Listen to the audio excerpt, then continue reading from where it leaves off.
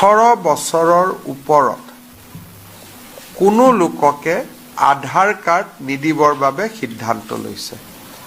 অৰ্থাৎ এতিয়াৰ পৰা 18 বছৰৰ ওপৰৰ কোনো ব্যক্তিয়ে অসমত আধাৰ কাৰ্ড ল'ব নোৱাৰিব। কাৰণ 18 বছৰৰ ওপৰৰ সকলোকে ইতিমধ্যে আমি আধাৰ কাৰ্ড দিছোঁ আৰু 100% সেচুৰেশন লেভেল আমি পাই গৈছোঁ। এতিয়া যদি কোনোবা ব্যক্তিক আধাৰ লাগে, জিলা উপায়ুক্তই ৰাজ্য চৰকাৰৰ পৰা অনুমতি ল'ব লাগিব।